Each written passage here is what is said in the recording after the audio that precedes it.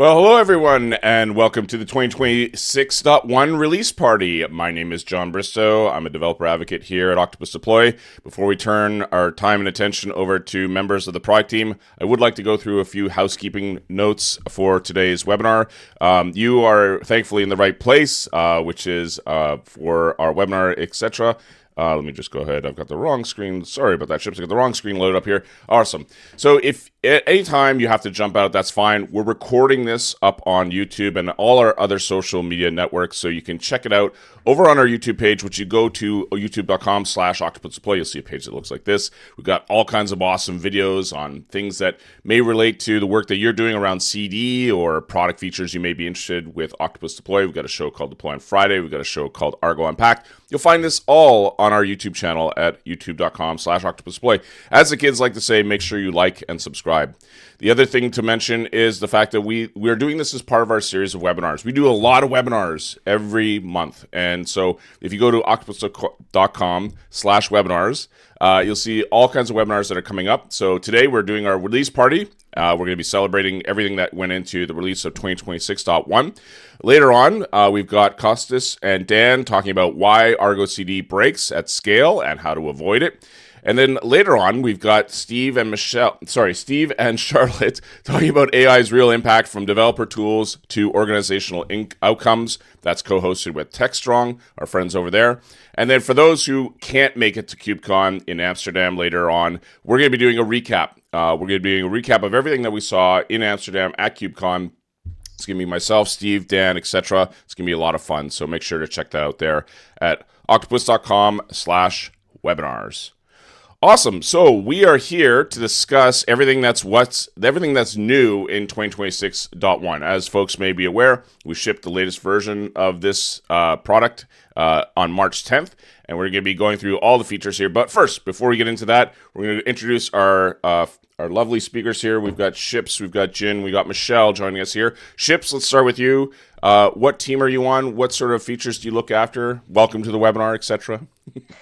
Thank you. Hi, everyone. I'm Ships. I work as a product manager here at Octopus, and I'm looking after the platform hub stuff. So I've been on that team for the last couple of years, and all the things that you've seen come out of it include things like process templates, policies, and more recently, some audit reports as well. So yeah, we've been shipping a few exciting things recently.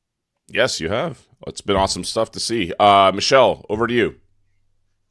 Hi, I'm Michelle. The team I work on is Fire in Motion. We're a little bit of a unique concept to Octopus. We are more of a reactive team, so we jump on projects that don't necessarily align with like the high-end strategies, but add value to customers. And I guess if there's something that a big customer is blocked by, we can jump on that as well. Awesome. And lastly, but not leastly, of course, is Jin. Jin, say hi to the folks. Hi team, so I'm Jin. I am the product manager for our AI Foundations team. So we are looking at what are the most high leverage ways that we can put AI basically into the Octopus product surface area. So that might be a discrete feature, or might be partnering with other teams like Ships' team, for example, to go, how do we use AI to improve capabilities in the platform hub? Fantastic stuff. We've got some really smart people on today's webinar. So if you have any questions whatsoever, this is live. Feel free to utilize the comment section for wherever you're joining us from, YouTube, LinkedIn, whatever. Feel free to submit a comment or question. Let us know what you think about the latest release. If you have a question, we can possibly do a live demo as part of that. So let us know through the comment section. We'd love to hear from you. So that being said, let's go ahead and summarize some of the things that are new. We're going to talk about each of these. And if you want to follow along at home, you can go visit our webpage at octopus.com/what's new. This is the page that we're going to be referencing throughout today's webinar, talking about all the latest and greatest features in 2026.1. So first and foremost, we've got the recovery agent, which we'll talk about a little bit later. We've got process templates support. We've got shared secrets and process templates. That's an aspect of Platform Hub, which Ships will be talking about. We've got better visibility and control with centralized retention policies. Again, Ships will be, we'll be talking about that in general as an overall.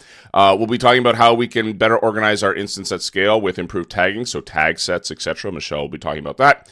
We talk a little bit about a nice feature. This is a feature that I thought was in the product already, but it's basically the ability to copy a release. So you can just simply go up to a navigation menu, say copy a release, and away you go.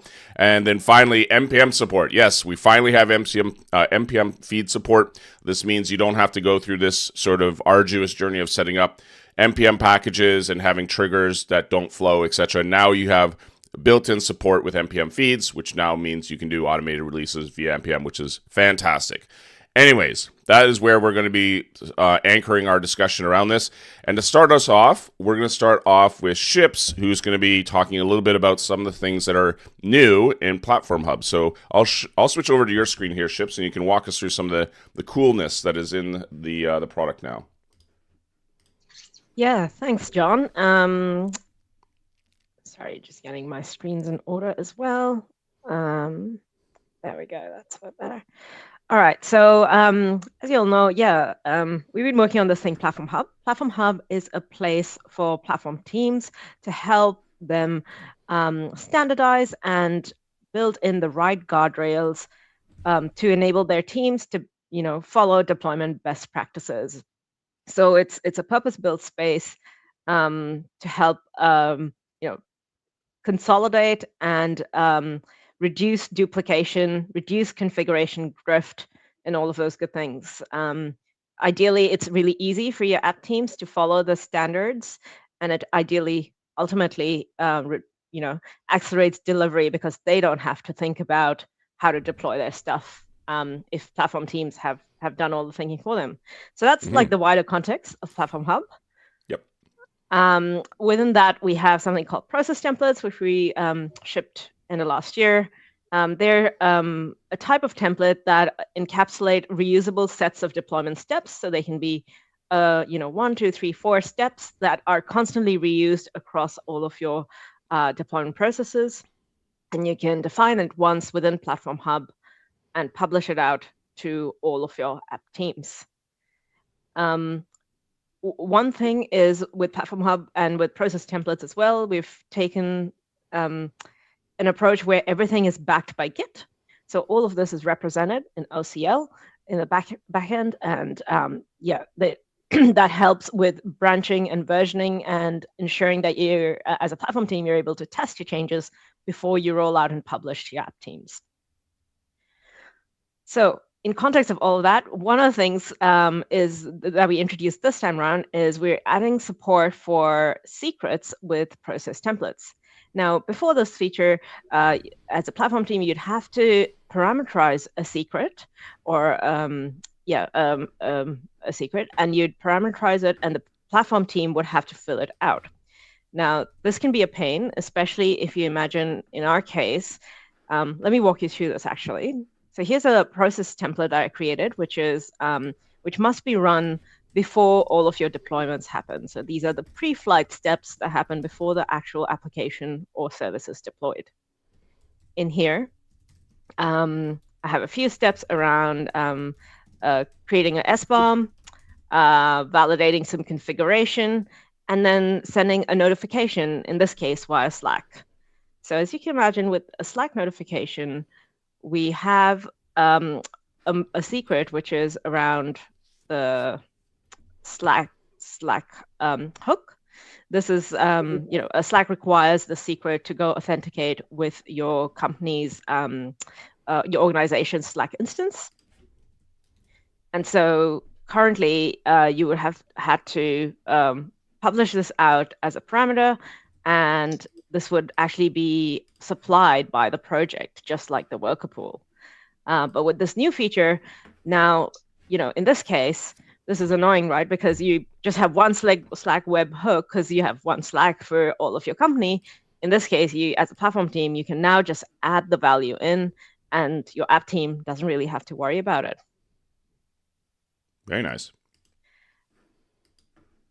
And so this kind of allows you to set default values for any kind of shared secrets, and also allows you to rotate it from a single place. So, if your Slack webhook in this case does change, you can come here and update it, and everyone gets those updates. Fantastic. Awesome. Is there anything else in Platform Hub that we're working on at the moment? Just to remind folks, if you guys are curious at all, you can look at our roadmap, which is at roadmap.octopus.com. Ships, I'm sure you're across this as well. But we've released this now as part of 2026.1. What's next on the docket, so to speak, for Platform Hub? Yeah, next up, very soon, which is in the next few weeks, we're releasing project templates as an alpha. So it's, that one there. That's it. So project templates is another type of templating that helps platform teams to standardize their process end to end.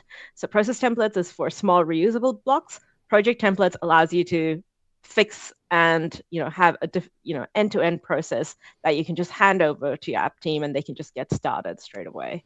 So we'll be releasing it in an alpha mode later in the month, and would love customers to try it. It'll be available to all cloud and self-hosted. You can contact me. My email's right there. So if you I didn't mean to call you out there. No, all good. So if you're really, really interested and want some information before the alpha is out, please get in touch. Otherwise, when it's launched, you'll as long as you have enterprise tier license, you'll have this turned on for you. I can't wait for this feature. Project templates is something I've been looking forward to, I think, since I started at Octopus, which was back in 2019. So that's fantastic. The ability to provide templates around my projects, etc., is going to be fantastic. So I'm really, really excited about that. Awesome stuff around around the Platform Hub innovation around shared secrets as well. Is there anything else that we wanted to touch on? Yeah, actually, we did release compliance reports as well last month, and it'd be nice actually if you can bring back my screen, John. Sure. I can share a bit about that. No, all go. good. So we added something called compliance reports. This is also in alpha, and we'd love more feedback on this as well. But the idea behind this is to help platform teams meet their audit needs and meet requirements coming from their internal compliance and auditing team with a click of a button.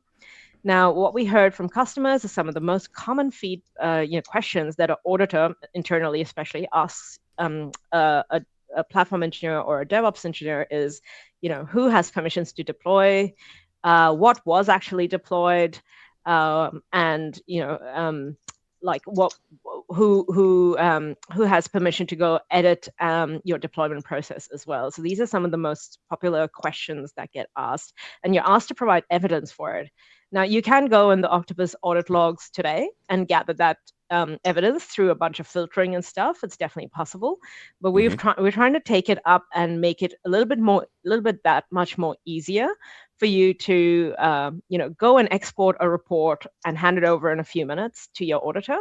So as an example, the first cut we've done is trying to answer that question around who can actually deploy to production, who has permissions to deploy to production.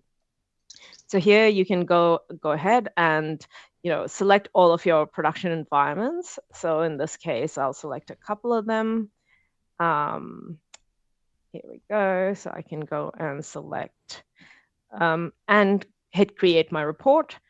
And then this gives me a report for these environments, via these particular projects, there are 3 users that can deploy. And you get a whole list like this. You can also go ahead and download it as a CSV and chuck it to via email or whatever to your auditor. There we go. It's downloaded as a CSV. So you can go ahead and manipulate that if you wanted to as well. You can expand all to see the full list of users as well. So would love feedback on this particular feature too. We are planning to work on another one, which is the history of deployments and whether it was approved and a few other details on there. So we're planning to work on that. But you can go in here, click on request a report, and select what other reports you'd like to see that would be valuable to your organization. Feel free to select that and submit that feedback to us. Wow, that's incredible. Awesome stuff. I always wondered if there was a place I could go to find that information out. Now I can. So this is available for cloud customers in an alpha, is that right? Correct, yes. And it will roll out, it is part of the 26.1 self-host as well. Fantastic. There you go. Awesome stuff. Thank you very much, Ships. We had to start with Ships because she has a heart out. That's okay. But we really appreciate using this time to show with the latest innovations in platform. So thank you very much, Ships. Really appreciate it. Thanks, John. Thanks, everyone. Awesome stuff. All right, well, let's get back to the What's New page. And again, if you need to follow along, you can do so by visiting the /What's New. We've just covered off the configure shared secrets in process templates. Who would like to go next? Jen, Michelle, what would you guys like to discuss next? We could talk about the recovery agent if you guys would like. Jen, Yeah, should we do that? Yeah. All right, let's go. Hey, I like the enthusiasm. All right, this is good. So, what are we talking about here? The recovery agent. This sounds like something very powerful and interesting to talk about. Yeah, so this is one of our use cases that when we were doing some research about where is AI going to be helpful, because we've all experienced AI being unhelpful, even though it tries. We were like, what is something that's really going to make a difference to people? And our core business is around ensuring successful deployments. So let's help when they fail. Let's help people better diagnose what's going on, learn how they might be able to take steps to recover that, and make that whole process a lot simpler and a lot faster for people. So basically the way that the recovery agent works is when a deployment fails, you get the option to trigger the recovery agent. So that's really important. There's no AI acting unless you manually trigger it. If you do choose to trigger it, it'll, like John's showing right now, it'll bring up a report of what went wrong and a few steps on how to recover it, some suggestions there. So this is really great because it's a good intervention in the sense that it's coming at a time when people really need it. That time to recovery piece we really care about. This is just getting right into that interface right at that moment that you need it to go, oh, it's broken, how do we fix it? How do we do that quickly? And the other thing that's good about it is this first early feature of ours. It's not our first AI feature, but it's an earlier one. We're not yet taking action back on the system. So you can feel really confident that if you're trying to figure out how AI is going to work in Octopus Deploy with this feature, it will only trigger if you manually click the recovery, manually trigger the recovery agent. And in this first instance, it's not actually taking any action back on the system. So it's kind of small and contained in that way. Awesome. So help me understand. So the scenario obviously is pretty obvious. Something went wrong. My deployment failed. I got to figure out why. This will help me give some insight into this. Can you describe a little bit what's happening under the covers? Because I think some people, obviously, a lot of folks will run Octopus for internal deployment purposes, right? And so some people might get worried, like, oh, is this sending everything across the wire? Like, what's happening under the covers here? How can I be assured that I have data sovereignty, etc., like that? What are some of the things that have been done to help protect that information? Yeah, sure. So in terms of the context that gets fed into the agent, what it uses is the task logs, the deployment process, so understanding the steps that were taken, and a little bit of the metadata about the deployment. So that's just the names of the projects. We're using Azure Foundry, and we're using their enterprise grade security to do things like when that's getting processed on the LLM side before that happens. It's making sure there's no sensitive data or no sensitive information happening that's getting sent to the LLM. So we've got enterprise grade security there. We're also doing, really standard but important things. So making sure that we have different kind of, we're respecting GDPR by routing people through an LLM that's hosted in Sweden versus another LLM that's hosted in America to just make sure we can respect GDPR boundaries. Things like the response from the deployment agent, that can be seen by other people on your team who can see that deployment. So it's contained to that viewership, if that makes sense. Yes. And it's stored for 30 days. And that's because what we found, some feedback we got, is that it's useful for other teams to be able to, other team members working on the same deployment to be able to go and see the diagnosis and pull apart what happened. But it gets stored for 30 days and then it's gone. So we take security very, very seriously, obviously. If you've got any specific questions about that, please get in touch with me and we're more than happy to walk you through what that looks like in more detail. So the really cool thing about this is, of course, was that we've integrated this directly into the product, and you'll only see it when there's a failed deployment. So you won't see the recovery agent, obviously, on a successful deployment. So we're trying to be a little bit thoughtful there in terms of its design. Is there anything else that we want to discuss around AI, around the recovery agent, etc.? Of course, there's all the stuff that we have on our roadmap. I don't want to have you play your hand early, but is there anything that you're excited about that we're building that folks might want to know about coming up in future releases? Yeah, definitely. So we have up on our public roadmap the process agent, which is something that we are working on at the moment. And the first step is using AI to help diagnose a deployment failure, what went wrong. The kind of obvious next step is how do we use AI to help actually enact that change and then fix it? And so this will be our feature that then can act back on the system. Once again, we're being super mindful about things like making sure that no actions are taken by AI that aren't manually approved. And so there is the human in the loop still. It's all still manually triggered while we're learning about how people want to engage with AI, what level of automation they want. But this is really exciting because, if we can get that first step right, diagnose and suggest a recovery, but then it's just a second click of the button to get, here is a bunch of steps that we think we can take to actually fix it. Yep, I can have a look. I can maybe tweak a little bit of it, and then I can click approve. Then it will go ahead and just actually action that. And so that whole mean time to recovery workflow, we're really trying to reduce that in those high value interventions with AI. And this is actually something I'll call out. We are doing a lot of discovery work on this because, as you might imagine, with introducing a totally new way of using AI in that it's acting back on the system in Octopus Deploy, we really want to make sure we get that user experience right, that end user experience right. So our designer Div is doing a huge amount of design and concept modeling, trying to play out different ways this could work in the actual product. And we are going to be wanting to chat to customers about getting some feedback on some of our prototypes. We'll be doing that late April, early May.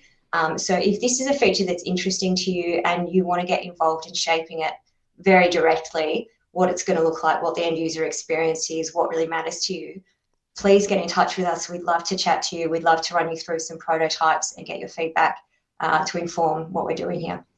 What would be the best way for folks to get in contact with you? Best way, you can email me directly. I don't have that up on the screen anywhere. What's the best way to show that? Well, you can just use first name dot last name at octopus.com. Yeah, so this is me, Jen. Thanks, John. This is me. So I'm Jen Atkins. So hit me up via email. You can also use the Slack community channel. So I'm in there again, Jen Atkins. Get in touch with me is the best way. And if you're really struggling, you can't remember my name later down the track, just chat to your account person or somebody in support, and they'll find me because we're pretty well networked internally, and we do want to make sure we want to chat to anyone who's keen to be involved. So lots of ways to get in touch. Fantastic. Jen did mention the community Slack channel. You can find that at /community. So if you're at all interested in joining us, join us there on the Slack. Let us know if you're wanting to help out in terms of discovery. To give us some feedback, etc. And another way in which you can do that, I know that Jen and Michelle and Chips and all the other PMs at Octopus care deeply about the feedback. So you can go here and let us know how important this feature might be to you. I know that most people will probably click critical, but let us know, vote, and tell us what you think is a really important feature as part of our roadmap. Again, that's at roadmap.octopus.com. I've made this joke 1,000 times. Make it a bookmark, if not your homepage. We're always updating this page. Lots of great stuff there. Awesome. Yeah, just to jump on that, if you do give feedback through the roadmap, you can add a little comment there. That would be another place where I would see if you were like, here are my thoughts and feelings about this feature. I'd love it. Can I give a little I'd love to chat to your team. That's another place that you can put that comment, and I will see that and get in touch. Yes, and finally, you can also submit your own ideas. So if you have something that Jen and the team over on the AI side of things at Octopus you want us to work on, let us know. Submit an idea. Awesome stuff. All right. I'll just jump in. Yes, I just wanted to say, sometimes it may feel like you're kind of submitting ideas to like a boulevard of broken dreams, but the product team at Octopus does actually monitor all of the insights that come through I quite often jump in, like every now and then we'll get a request come through and I'll have a look at it. I think that might be a bug, and we actually managed to get a fix out fairly quickly. So there may be a couple of people watching that have had random emails come through from me, because I'll jump on things as they come through. So please make sure that you do, save it as your homepage and use that submit idea, because we do monitor it really actively. Yeah, that's a very good point. And if you have any questions at all, Jen and Michelle are here to help answer them around the features we're going to be wrapping up with here. But in the meantime, you can certainly check out our What's New page if you're all interested. Feel free to submit a comment right now if you want to let us know if there's a feature you want us to take a look at, for example. Let's move on to tagging, Michelle. I know this is something that you worked on as part of your team. This is a feature that's entitled Organize Your Instance at Scale with Improved Tagging. Now it's easier for platform infrastructure and DevOps engineers to filter, view, and organize resources in Octopus at scale. And this is done obviously through scoping tags to their environments, projects, etc. There's a blog post that I know that you guys have worked on here. This is one that you published earlier.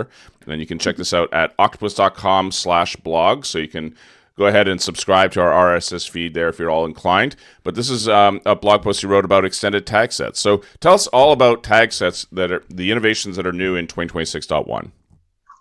I would love to.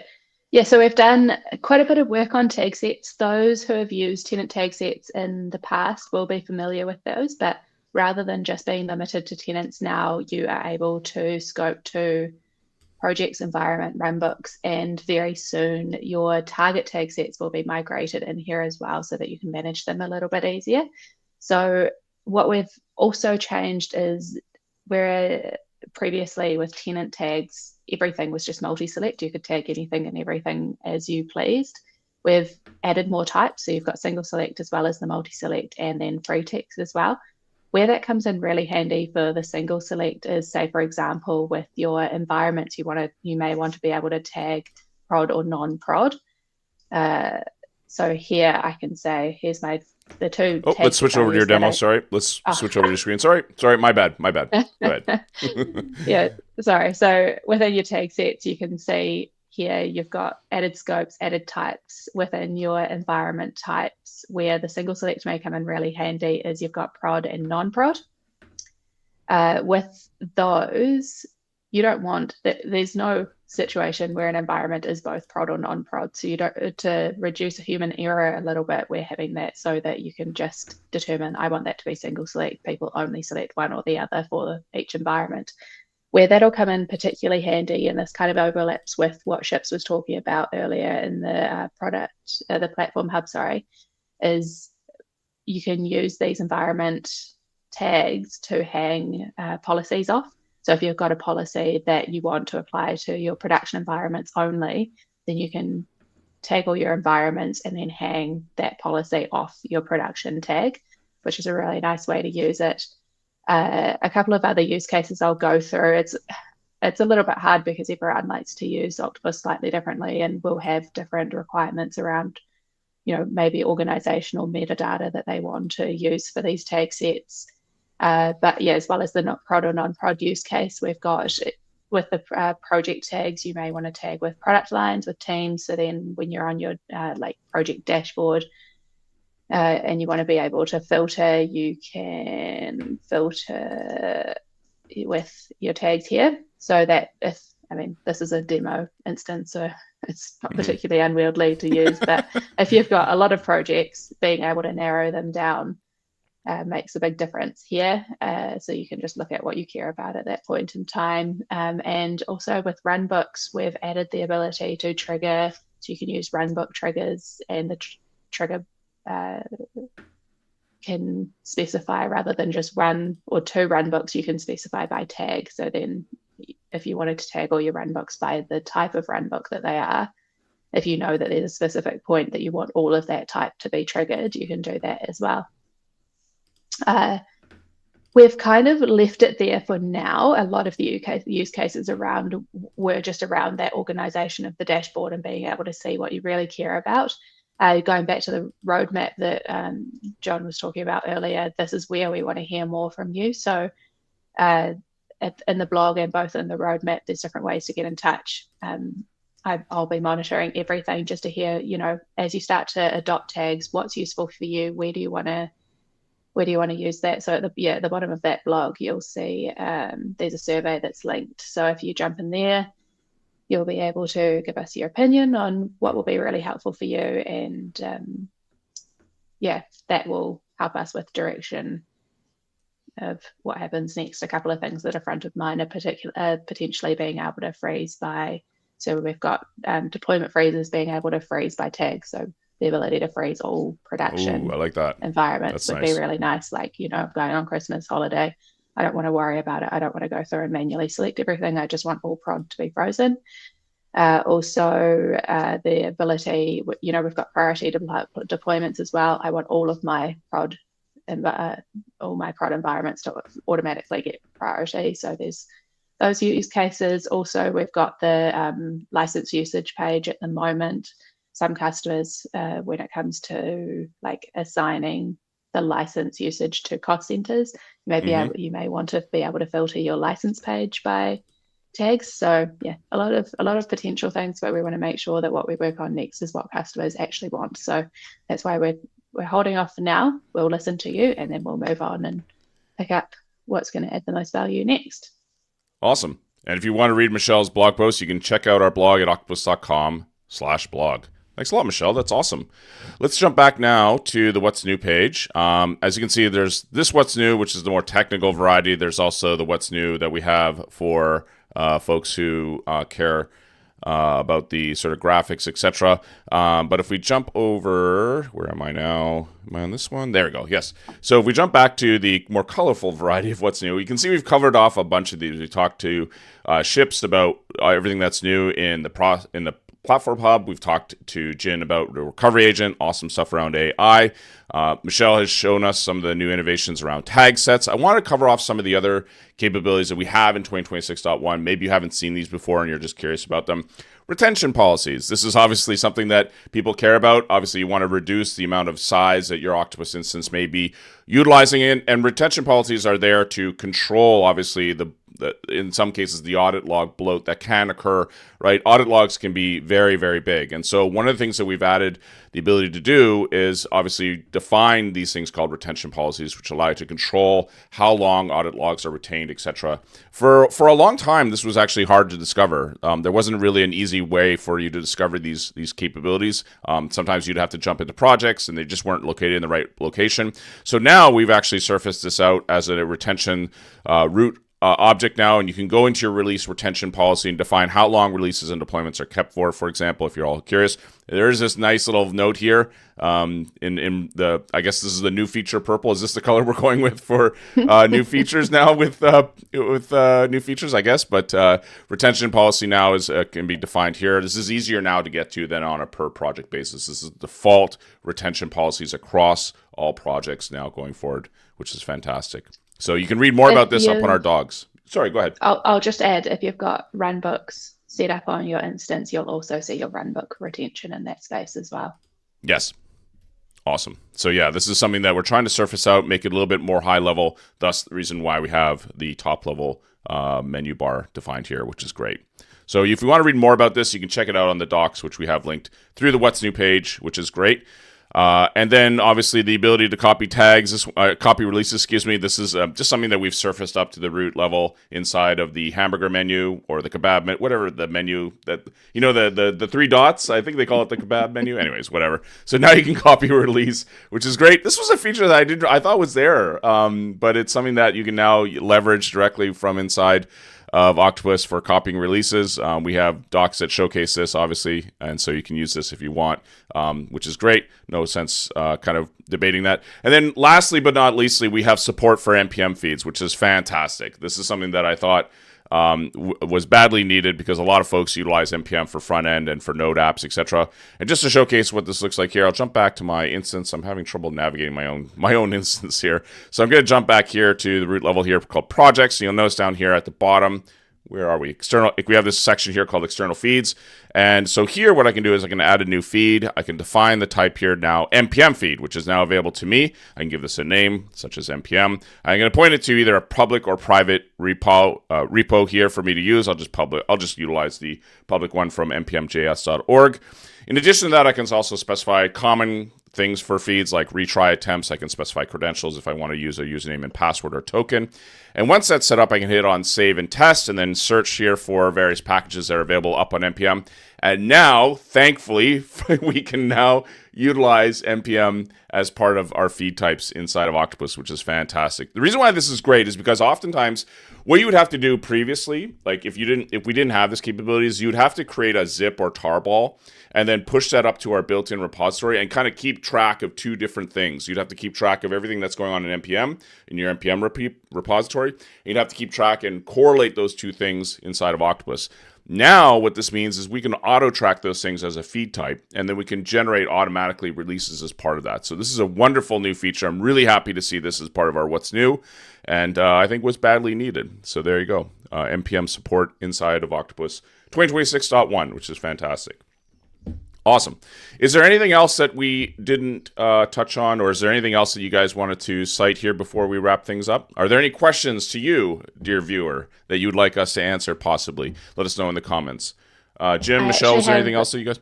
Yes, go ahead. Yeah, so in external feeds, when we were working on the NPM, we also managed to sneak Google Cloud Storage in there. So you've now got your, hopefully... Hopefully you can see it in there. Yeah, you've got Google Cloud Storage as an option for your feed type as well. So awesome. Found a little bit of extra time, managed to sneak that in as well. So yeah, just more and more options. Again, those it's one of those sneaky things. PMs. Yeah. They pulled one on us. Yeah. That's awesome. Great. Yeah. So that means obviously you can trigger releases off, I guess, updates to cloud storage now. Yeah. Which is great. Yeah. Awesome. Yeah. So hey, I didn't expect that. One of those Great. things. Yeah. That was like a one more thing moment, you know? Yes. Yeah. Great. Yeah. So I guess it's another one. If you have your packages held somewhere that we don't support, that's another one. Just reach out via the roadmap and request it if we get enough requests. This is that scene out of Jaws. You're gonna need a bigger boat. You know, we're gonna need a bigger drop down list soon. Yeah, we will. Awesome. Jen, was there anything else you want to mention on the AI side before we wrap up? Just please, we're really, really keen to work directly with customers, particularly on this upcoming process agent, to understand how people want to interact. We know that there are lots of different preferences emerging around what's in the UI, what's in CLI, if something's in an IDE. We're really, really interested in getting direct feedback from people actually using Octopus to inform the stuff that we're building. So please do get in touch. We'd love to hear from you. Awesome. If you wanted to follow along at home, you can go check out our What's New page at /What's New. That's the one that we highlighted there. We do this intentionally as part of the release party just to keep it kind of casual and light. Obviously, you can do the same thing. Just go through each feature and check it out. If you want to see what's coming, you can check out our roadmap at roadmap.octopus.com. I've cited this earlier. Make your homepage, if not a bookmark. Let us know if you have any questions. I did mention also our blog, which is at octopus.com/blog. And you can read all the latest and greatest articles that we publish there. I know that Michelle and Jin are writing there all the time, and so that's great to see. And then if you want to join the conversation, you can do so. We have a community Slack that you can join. Go to /community if you want to find out more. You can join our Slack, ask questions. You can get directly in touch with folks at Octopus. Ask questions directly if you so wish. Find out about the latest new and innovations that are happening at Octopus, which is great to see. Awesome. Well, Ships has left. She had a heart out. That's fine. But Jen, Michelle, thank you very much for joining me for today's webinar. The 2026.1 release is out. Go download it now. Go check it out. Let us know. Kick the tires. Let us know what you think. Send us your feedback through the roadmap as well if you're all curious. Finally, I just wanted to remind folks, if you did miss any part of this webinar and you want to check a replay, we will have a recording immediately available on our YouTube page. You can find us at youtube.com/octopusdeploy. Great. Jen, Michelle, and Ships, thank you very much for joining me for today's webinar. We really appreciate it. On behalf of all of us to you, happy deployments, everyone. Take care. We'll see you at the next release party. Thanks, John. Bye.